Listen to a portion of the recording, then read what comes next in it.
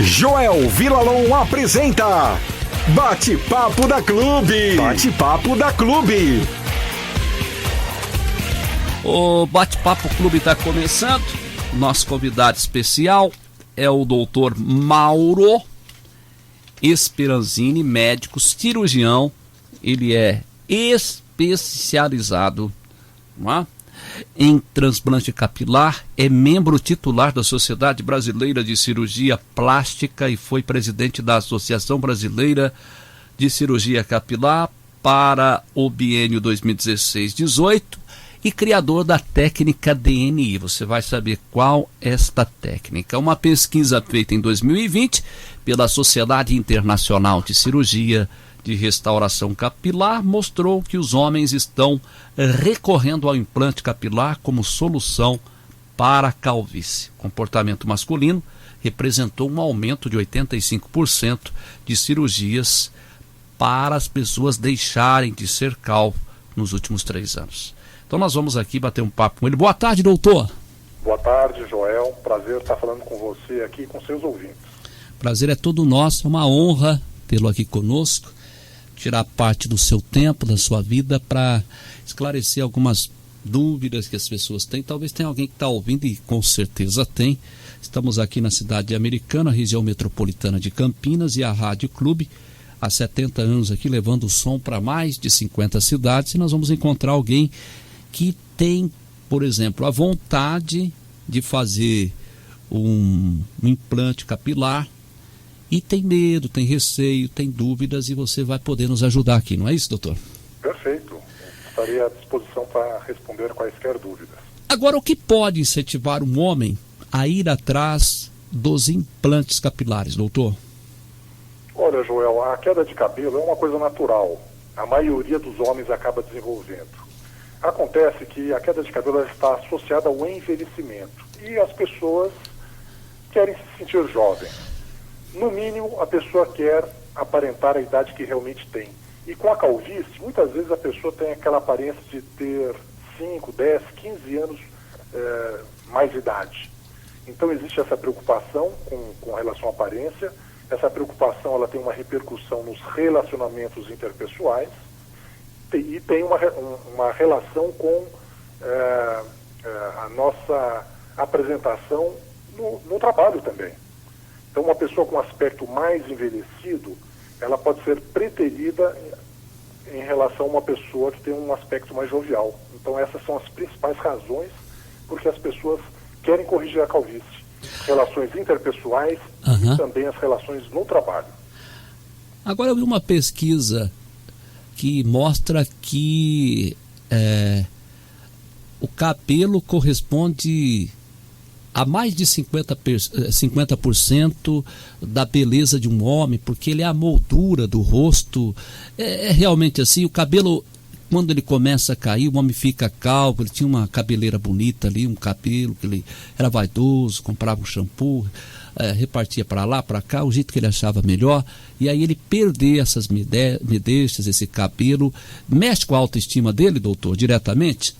Eu não diria que é 50% da beleza, porque você sabe que beleza é uma coisa muito pessoal. Algumas pessoas se incomodam com o cabelo, a maioria, mas tem gente que não liga para isso. Entendo. Tem gente que está mais preocupado de não ter uma barriguinha, o outro está um pouco mais preocupado com o bronzeado. E o cabelo, ele com certeza ele é importante. O cabelo ele é importante em todas as culturas, em todas as fases da humanidade. Se você for olhar a importância do cabelo, você vai encontrar relatos na Grécia Antiga, na Roma Antiga, em todas as classes sociais. O cabelo sempre foi importante. Importante para o homem e importante para a mulher. Realmente o cabelo ele faz a moldura do rosto e a maioria das pessoas se incomoda com a perda, com a calvície. Agora a Rosiane está perguntando aqui, não generalizando, ela está perguntando por que os homens ficam carecas e as mulheres não. Tem uma razão para isso? Na verdade as mulheres também ficam, né? O que ocorre é que a calvície ela é diferente no homem e na mulher. Normalmente o homem ele tem aquela calvície que tem aquela formação das entradas, queda de cabelo na coroa, essas regiões acabam se juntando no decorrer do tempo e a pessoa fica com aqueles paralamas. Você não vê mulheres assim. O que você vê em mulheres é uma calvície difusa. Enquanto que no homem ele perde cabelo em cima e do lado fica cheio, do lado e atrás, na mulher, frequentemente, há uma perda mais difusa. Essa perda difusa também existe em homens. Você certamente já viu homens que têm uma calvície difusa.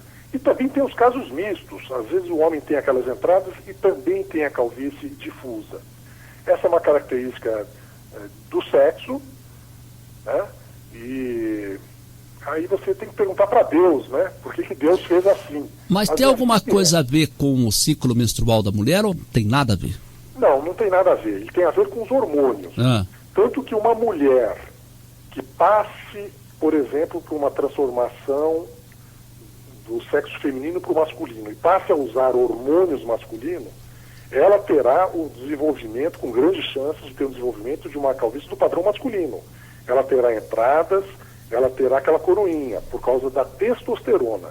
Então, o padrão da calvície ele vai ser determinado pela genética, mas também pelo tipo de hormônio que essa pessoa tem.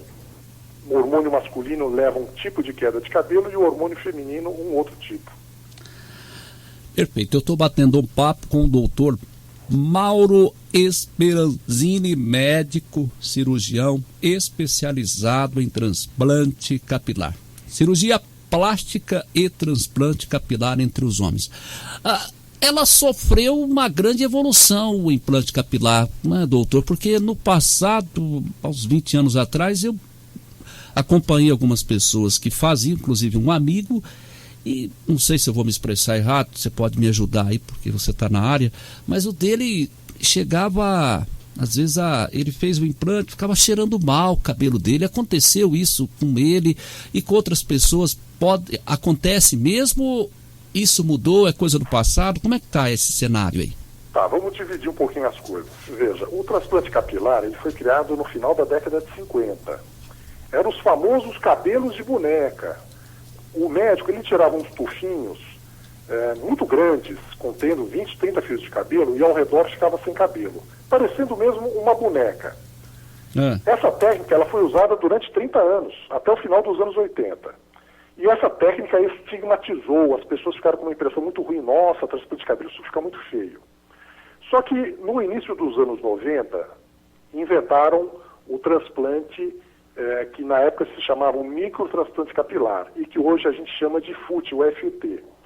No FUT se retirava um pedaço de couro cabeludo, deixando uma cicatriz linear. Essa técnica ainda é usada hoje.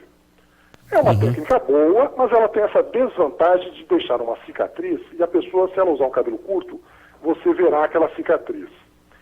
No início deste século, em 2002, um médico criou a técnica FUE, F-U-E.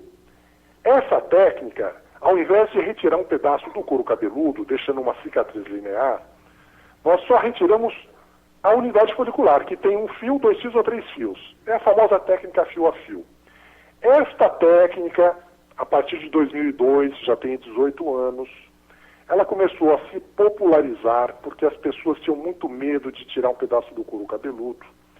E essa técnica foi a responsável pela explosão, pelo aumento muito grande da procura pelo transplante capilar. No começo, a técnica era difícil, se transplantava pouco cabelo, mas a partir de 2010, mais ou menos,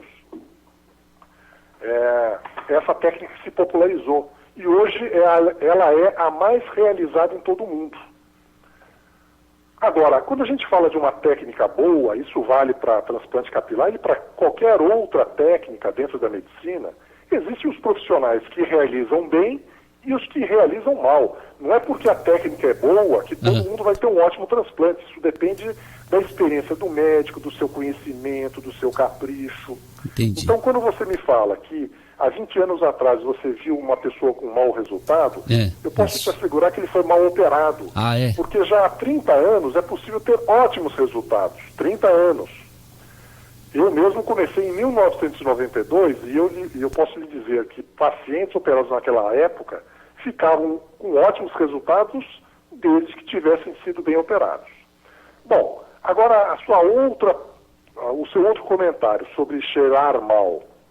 Olha, eu só vi resultados de transplante capilar cheirando mal quando a pessoa usou fios artificiais, fios de nylon. Entendi. Não se deve usar essa técnica. Uhum. Essa técnica ela causa uma infecção no couro cabeludo. Uhum. A cabeça realmente fica cheirando mal. Felizmente, essa técnica é proibida, mas infelizmente tem gente que ainda usa. Então tem que tomar um pouquinho de cuidado. O transplante de cabelo correto, ele é feito com os fios da própria pessoa. Se usar fio artificial, a pessoa vai ter uma infecção no couro cabeludo em 100% dos casos, não é 99% não. Fez essa cirurgia, o resultado é um desastre. Então não se faz transplante com fio de nylon artificial. Perfeito. Agora, o que é a técnica DNI? Então, veja, Joel, para você colocar o cabelo, na verdade a gente não transplanta o cabelo é um tecido morto, a gente transplanta a raiz do cabelo, porque a raiz do cabelo é um tecido vivo que vai produzir o fio de cabelo. Então nós transplantamos a raiz do cabelo. Ao retirar os fios, as raízes do cabelo, do couro cabeludo, na região onde o cabelo não cai, e transferir para a região onde o cabelo está caindo, para corrigir a calvície, tem 3 maneiras de você colocar o fio. É fazer um furinho com bisturi ou com uma lâmina, com uma agulha, e colocar com a pinça. Essa é a técnica mais antiga. Não recomendo fazer isso, porque as pinças, às vezes, ela machuca o fio. E machucando o fio pode não nascer. É a colocação do cabelo com uma pincinha. Em 1992 surgiu uma técnica com um implanter afiado, que hoje estão chamando de técnica DHI. Mas essa técnica já é muito antiga, ela já tem quase 30 anos. É uma técnica ótima, você coloca dentro de uma caneta que tem uma agulha, espeta no couro cabeludo e coloca o cabelo lá dentro. E, por fim, tem a técnica DNI. Essa técnica DNI eu descrevi em 2016, que é uma evolução da técnica DHI. A técnica DNI é a colocação com um implanter que não é afiado. Então a gente faz um furinho de 0,5 milímetro para colocar um fio de cabelo, ou de 0,8 milímetros, é uma coisa microscópica, para colocar as unidades que tem 2 ou 3 fios de cabelo, e colocamos com esse implanter não afiado. Qual é a grande vantagem dessa técnica? Os orifícios são muito menores do que nas outras técnicas. E orifícios menores têm várias vantagens. A circulação sanguínea vai ser melhor, vai ter menos cicatriz, menos inchaço. Então essa é a técnica DNI. É uma técnica para colocar os fios de cabelo no transplante capilar. Perfeito. Agora, qual seria a razão, doutor? 12h23, eu estou aqui com o doutor Mauro Speranzini. Estamos falando aqui sobre cirurgia plástica e transplante capilar entre os homens.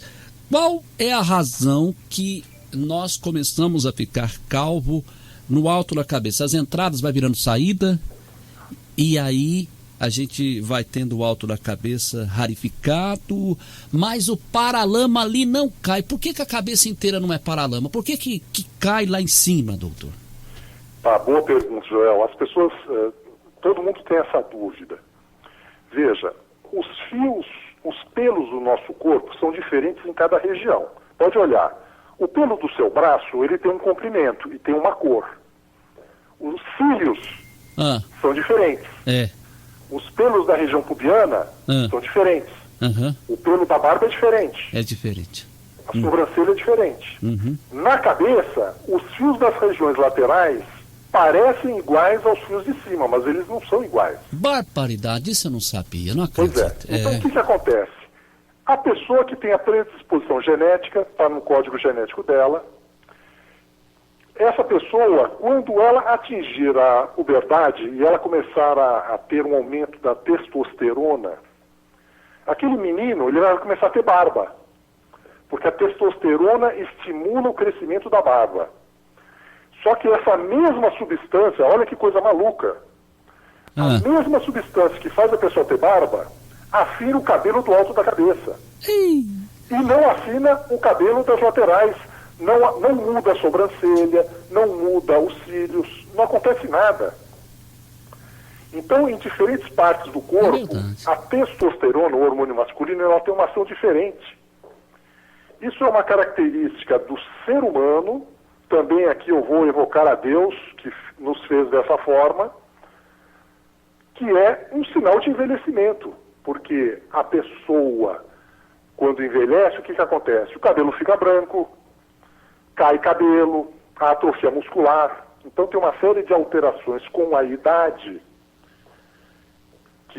porque o ser humano, ele envelhece e há alterações físicas. E uma dessas alterações é o afinamento e a perda do cabelo. Entendi. Puxa vida, essa eu não sabia. É verdade, hein? Tem umas pessoas aí, rapaz, que cai o cabelo tudo, uma sobrancelha, parece duas taturanas, não cai nem a pau, né? Exatamente, com uma barba. A barba, aquela barbona cerrada, fechada, né? Agora, o João tá perguntando aqui por que o cabelo fica... alguns homens não ficam calvo, mas o cabelo vai ficando branco, doutor. Então, o cabelo branco é um dos sinais de envelhecimento. A grande maioria das pessoas, a esmagadora maioria das pessoas, quando ficam velhas, o cabelo fica branco. O cabelo fica branco porque os melanócitos, células que produzem o pigmento que vai dar cor ao cabelo, eles perdem a função. É um envelhecimento dessas células. Certo. Algumas pessoas têm uma genética diferente. Eu conheço, já vi pessoas de 80 anos com cabelo preto, mas a maioria tem esse envelhecimento. Então as pessoas envelhecem de forma diferente. Tem gente que envelhece, perde massa muscular, tem gente que não perde, um fica com cabelo branco, o outro não fica, um fica com um problema na coluna, o outro não. Então faz parte da vida. Tá certo. Infelizmente a maioria fica com aquela barriguinha, né? Que é tão terrível, viu? Ô doutor, vamos lá.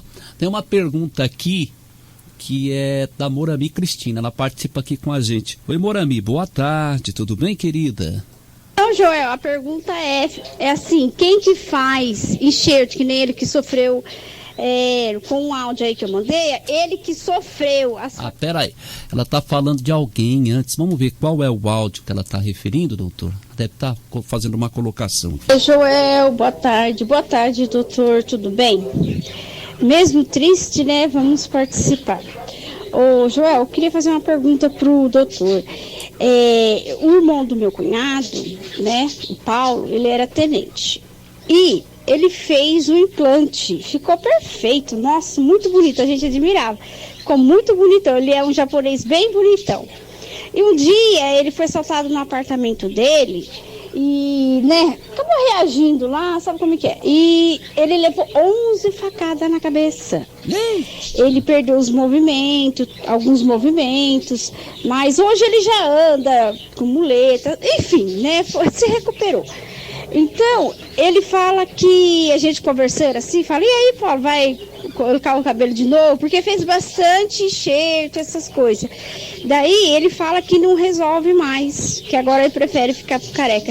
Então, a minha pergunta é, quem faz enxerto de cabelo, assim, essas coisas, de cabelo não, de pele, né, para restaurar o couro cabeludo, é possível fazer de novo um implante? Era isso, Joel. Obrigado, tenha boa tarde. Eu entendi aqui a pergunta dela. Uhum. Na verdade, a pergunta dela é a seguinte, quem é que pode fazer o transplante e quem é que não pode? Sim. O transplante de cabelo é uma cirurgia de redistribuição de fios. Nós não vamos criar fios, eu não vou plantar uma mudinha e vai nascer um monte. Então, se a pessoa tiver, por exemplo, 10 mil fios de cabeça atrás da cabeça e eu tirar 4 mil fios, ela vai ficar com 6 mil. Vai ficar com 6 mil atrás e 4 mil em cima. Então eu só vou mudar o cabelo de lugar. Então, respondendo a pergunta, quem é que pode fazer transplante de cabelo? Só pode fazer transplante de cabelo quem tem bastante cabelo para doar para si mesmo. Porque o transplante, ele não pode ser feito com o cabelo de outra pessoa. É sempre com o seu próprio. Então, se você tem pouco cabelo, não tem como eu fazer um grande transplante. Porque eu vou tirar um pouquinho do pouco, e um pouquinho do pouco é pouquíssimo. Agora, quem tem os chamados paralamas bem cheio, tem mais cabelo do que precisa ali. Então, o cabelo que você retira dali e coloca na área calva, ele não faz falta.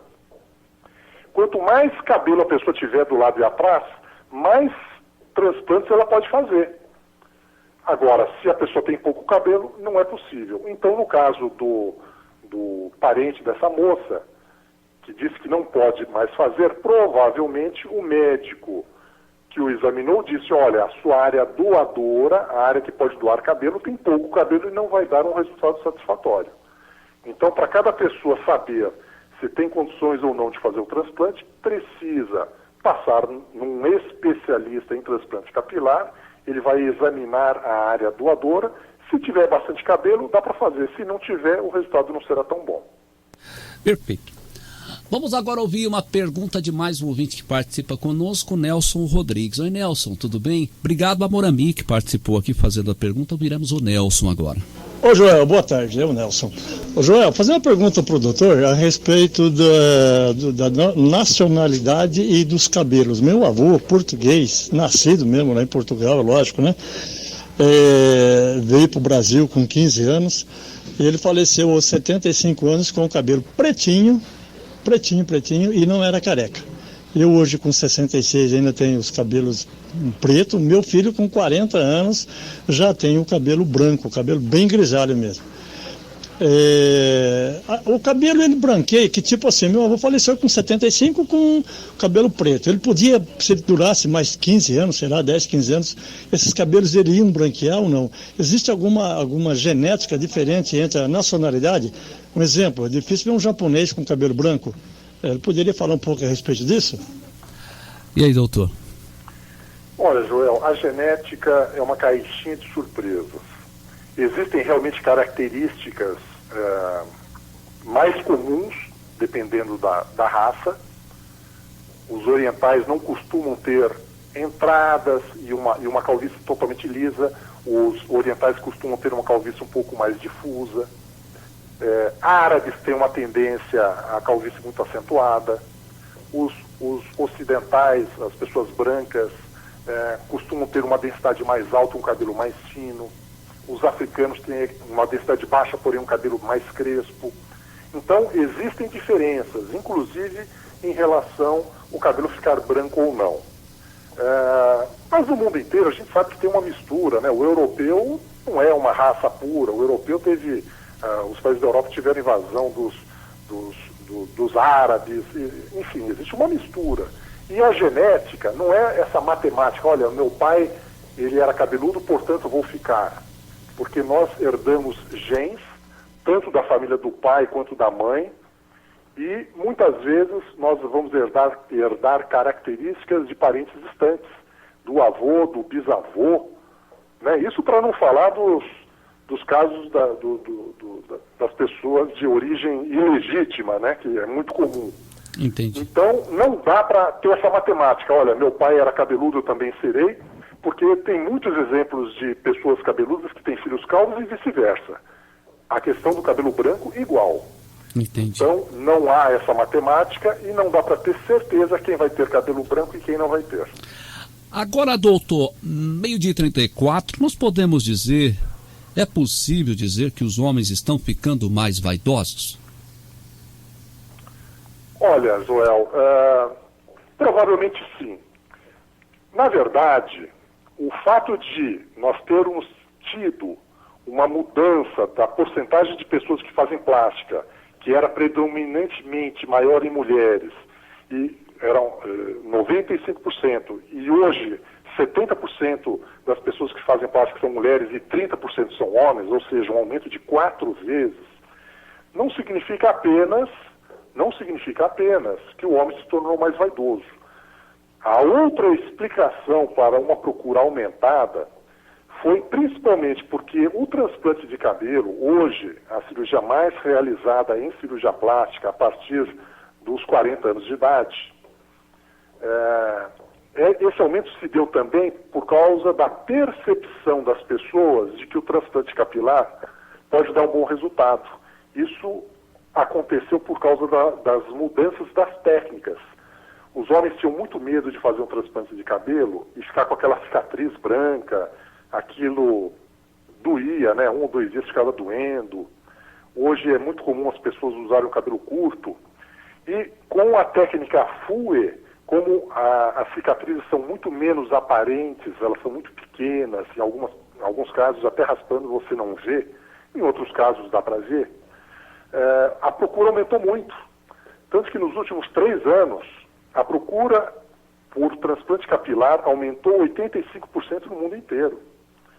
Então isso tornou o homem mais corajoso para fazer o transplante. Não é que ele ficou mais vaidoso, antes ele tinha medo, e agora ele não tem medo porque o transplante de cabelo com a técnica FUE, o pós-operatório geralmente não dói, ele pode usar o cabelo mais curto sem que a cicatriz fique visível, e essa é uma das explicações pela procura aumentada por homens. Muito bem. E a Maria Luísa está perguntando algo aqui, ela está participando, é da cidade de Nova Odessa. Para você, se você pode responder, ela está dizendo, é mito ou verdade? Silvio Santos tem cabelo natural ou é implante? Olha, eu não posso falar de pessoas públicas, porque não tem autorização delas. Certo. Inclusive nem o examinei. Entendi. Então, isso daí eu vou deixar para ela tentar descobrir isso sozinha. por outras vias. Bom, obrigado a Maria Luísa, está participando aqui. Agora, como funciona uma cirurgia de transplante, doutor? Veja, como eu estava dizendo anteriormente, o transplante de cabelo é uma redistribuição de fios. Nós vamos tirar fios de um local e colocar em outro. As pessoas têm que entender que a calvície androgenética, que é a causa mais comum da queda de cabelo, essa que toda hora você vê na rua, o homem está ficando calvo, aquilo chama calvície androgenética. Na verdade, existem 200 tipos de queda de cabelo. 200. A mais comum é a calvície androgenética. A pessoa tem que entender que a calvície ela é progressiva. Então você com 30 anos, você tem uma calvície pequena. Só que com 40 anos ela vai ser maior e com 50 maior ainda. Então ela vai aumentando. Então quando se faz um transplante de cabelo, é necessário fazer um planejamento de longo prazo. Você não pode retirar todos os fios disponíveis e colocar numa área calva com 30 anos, porque quando você ficar com 40 e você tiver mais calvo para trás, o cabelo transplantado vai ficar ali na frente e atrás vai ficar careca. Entendi. Então, a cirurgia adequada, correta, ela é feita com planejamento. Então, eu vou pegar apenas uma parte da área doadora, por exemplo, vou retirar 1/3 dos fios que a pessoa tem disponível para o transplante, vou fazer o transplante com 30 anos. Quando ela tiver 40, eu vou fazer uma outra cirurgia, eu vou gastar mais 1/3, e com 50 eu vou gastar mais 1/3. Estou dando só um exemplo. Dessa forma, você vai distribuindo o cabelo e vai colocando cabelos em áreas que vierem a ficar calvas.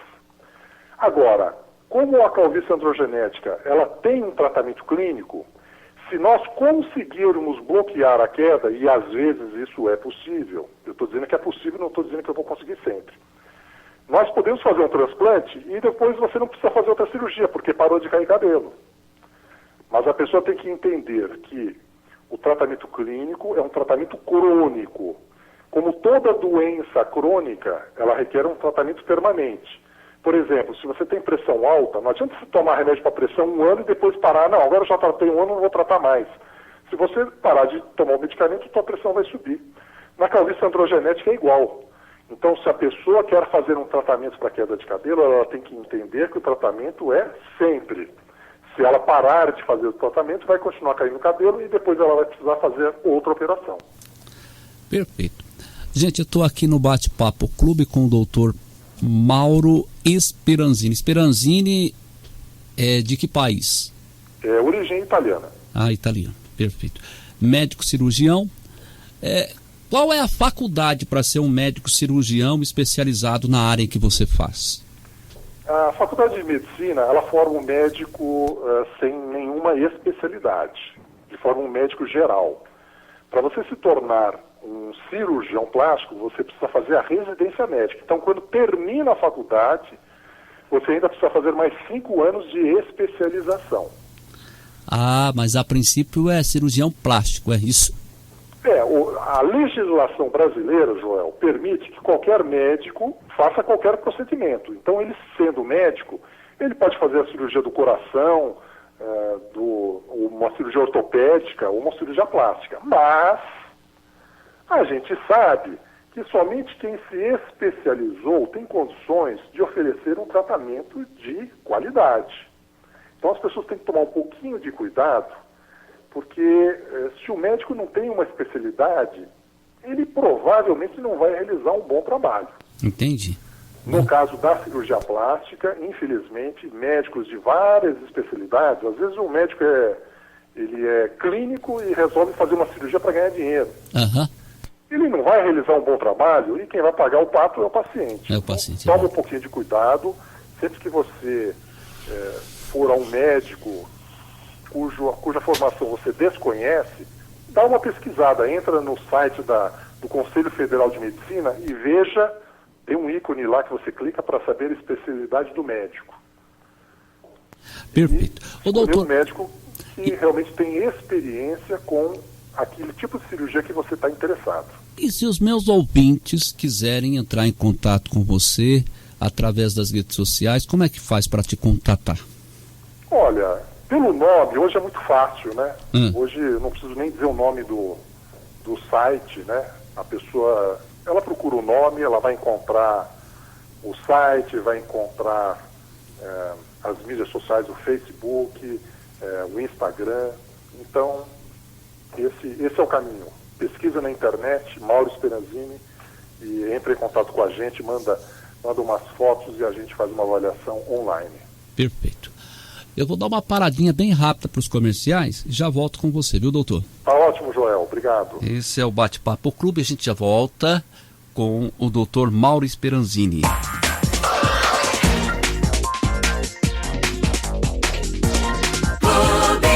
Bate-Papo da Clube.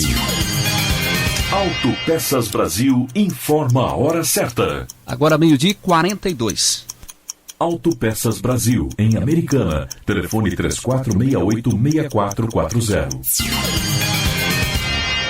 Paulista Pneus do Marino Andreoli. Mais de 45 anos de tradição. Alinhamento, balanceamento, cambagem, caster, correção do monobloco, suspensão completa. Alinhamento traseiro de todos os veículos com ferramentas adequadas. Limpeza do ar-condicionado, troca de óleo. Americana, 2 endereços. Avenida Paulista 30 Colina, telefone 3461-8434 e Abdo Najar 280 Nova Americana. Telefone 3407-0378. Paulista Pneus.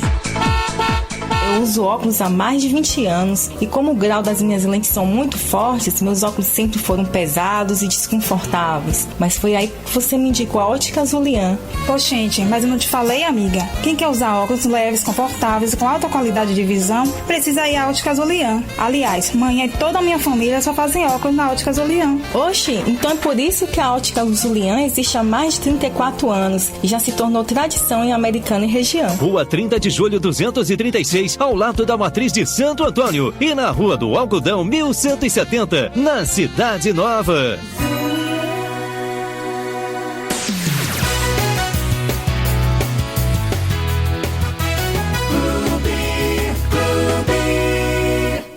Bate-Papo da Clube. Bom, já estamos de volta. Eu estou batendo um papo com o doutor Mauro Speranzini. Olha, gente, pode entrar aí. Realmente ele estava falando como encontrá-lo. É facinho, digita aí no Google e já aparece aqui a Clínica Speranzini, tá bom? Para você.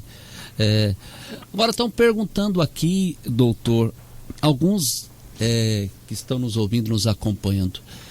A questão hoje é mais acessível, dá para as pessoas fazerem. Antigamente tinha-se um obstáculo na questão de valor, e hoje é mais fácil, tem como fazer um implante, dá ao alcance de todos?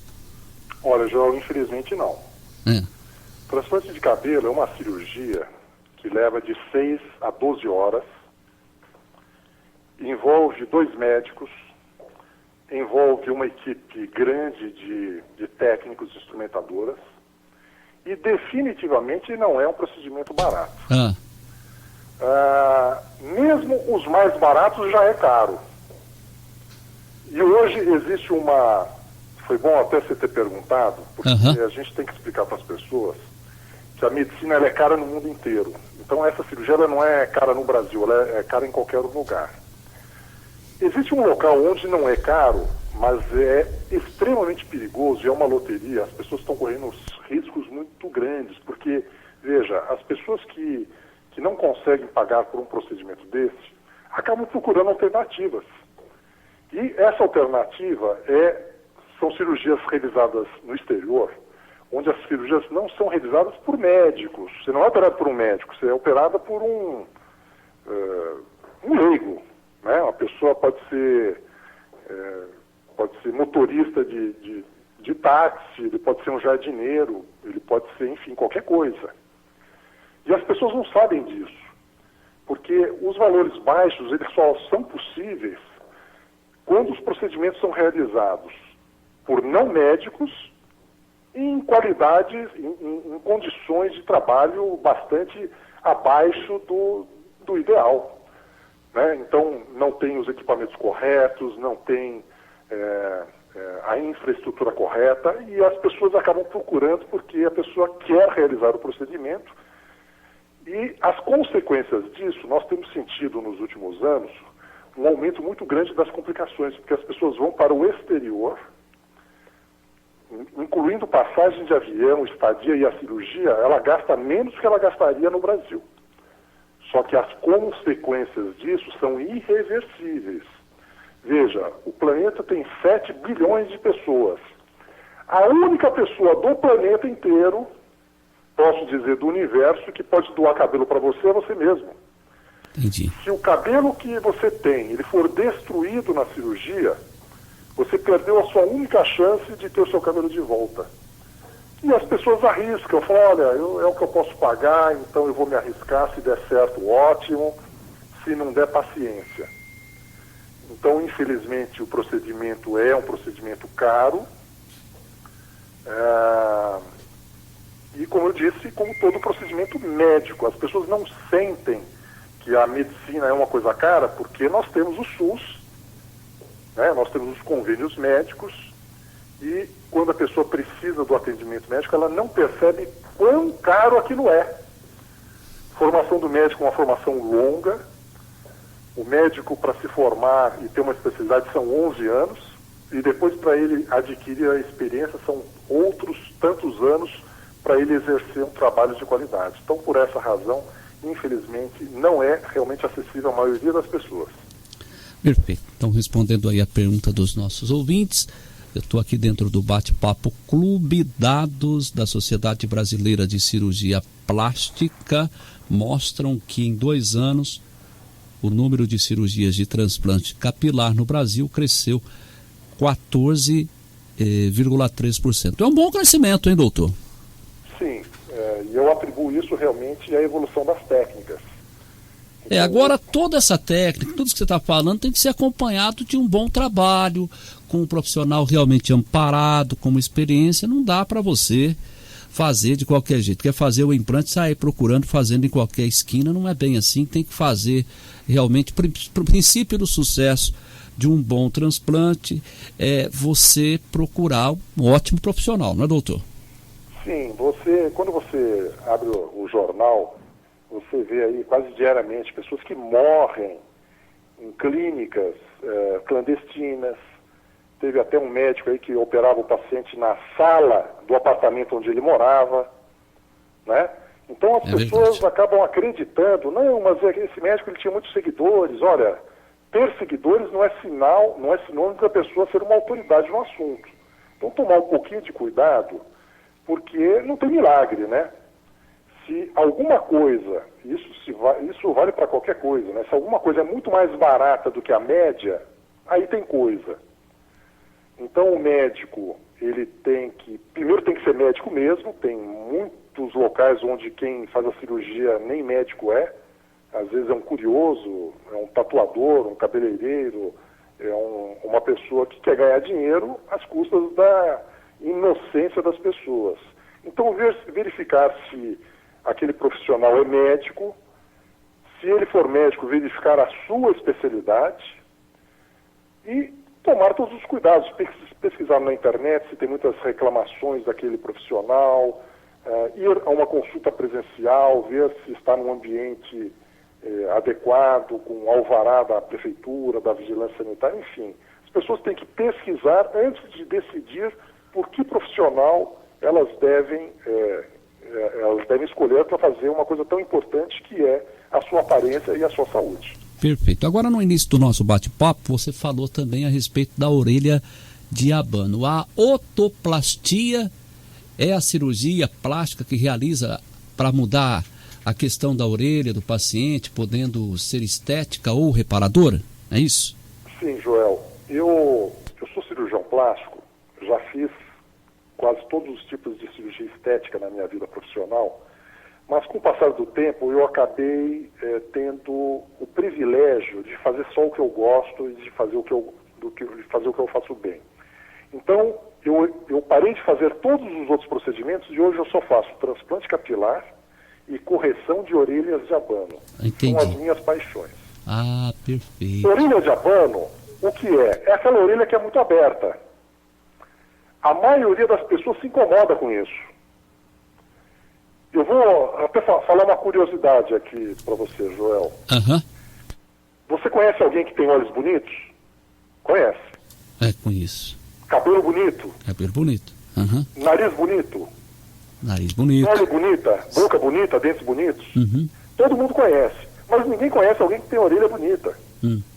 Porque a orelha é a única parte do corpo, na verdade do rosto, em que a gente não presta atenção.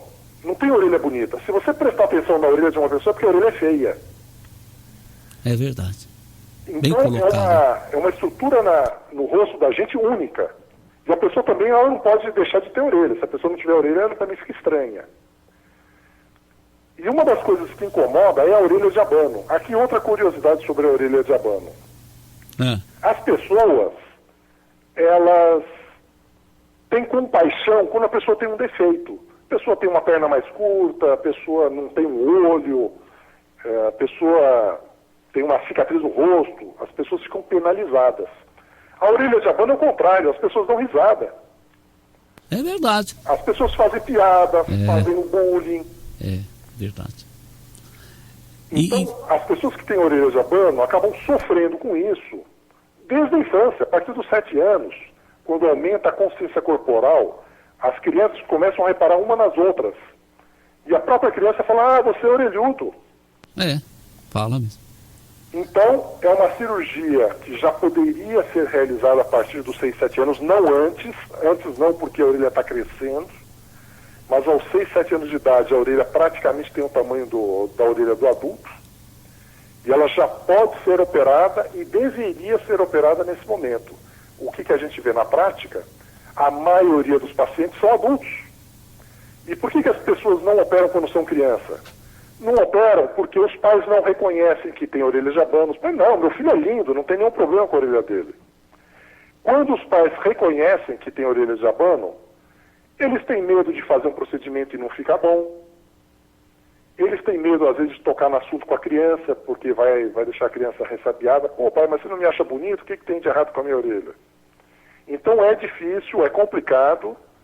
E, na prática, o que acontece? As pessoas sofrem com isso na sua infância e na sua adolescência, e quando ela se torna adulta, independente financeiramente, independente da decisão dos pais, elas acabam procurando o cirurgião plástico especialista em correção de orelhas de abano. E é uma cirurgia, a otoplastia que nós estamos a otoplastia é uma cirurgia fácil, é simples, a recuperação é rápida, como é que é? Boa pergunta, Joel.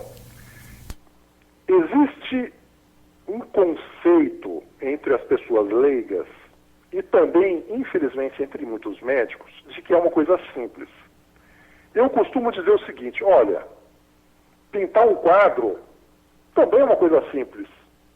É uma coisa simples e coisa fácil, mas é fácil se você for pintor. Entendi. Se você for pintor, passar o pincel na tinta e passar na tela é fácil. Orelha de abano é a mesma coisa. É fácil para quem sabe o que está fazendo. Porque as pessoas acham que é muito simples, elas acabam tratando de uma forma assim um pouco displicente. Dá só um pontinho aí já fica bom. Não é verdade. A orelha é uma estrutura complexa, ela tem as suas entradas, as suas reentrâncias, as suas saliências, ela tem um desenho muito particular. Se você não respeitar a anatomia normal, a pessoa vai olhar para a tua orelha e vai achar que você fez alguma coisa, ficou estranho. Aí a cirurgia não teve sucesso. A cirurgia de sucesso é aquela que corrige o abano, mas que deixa a orelha natural. Não adianta você corrigir o abano e a orelha ficar feia. Então eu posso dizer para você que é uma cirurgia simples para quem sabe o que está fazendo. O médico tem que ser especialista.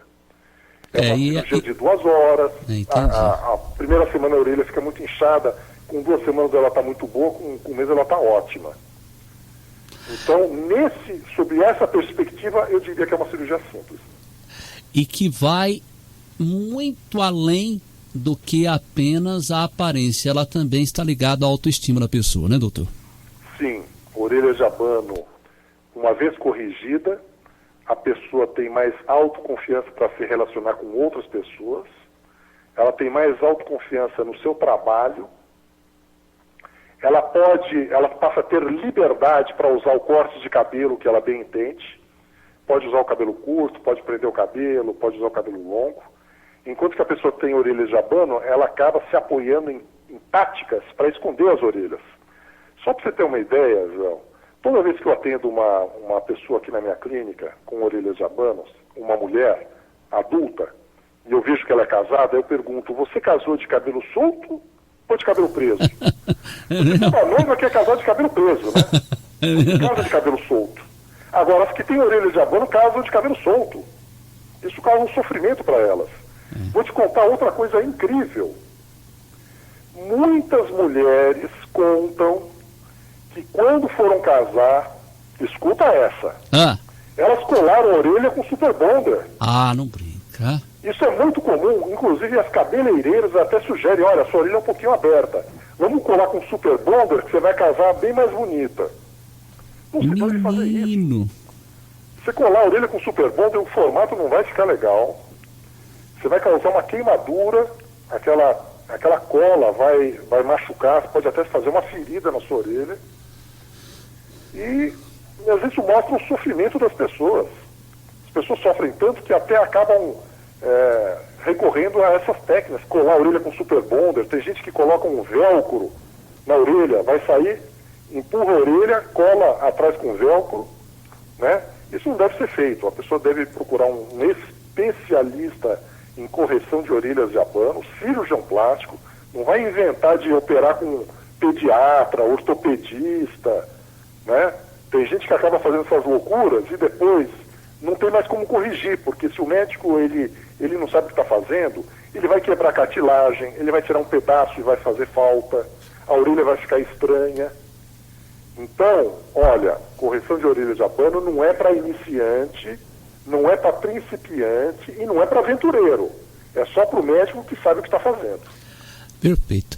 Doutor Mauro Sperancini, eu quero lhe agradecer de todo o coração, em nome de toda a equipe da Rádio Clube, da Paula Nakazaki, a nossa produtora, da Estela Ribeiro, da tua assessora, da Bruna, de todos os envolvidos, por proporcionar esse papo gostoso aqui, tirando aí as dúvidas referentes à cirurgia plástica, transplante capilar entre homens, e falamos aqui no finalzinho também um pouquinho a respeito da otoplastia. Muito obrigado, viu, doutor? Foi um prazer, Joel, um ótimo ano para todos, usem máscara e vamos aguardar a vacina aí para tentar voltar à vida normal. E vai voltar, se Deus quiser. Fica com Deus. Obrigado.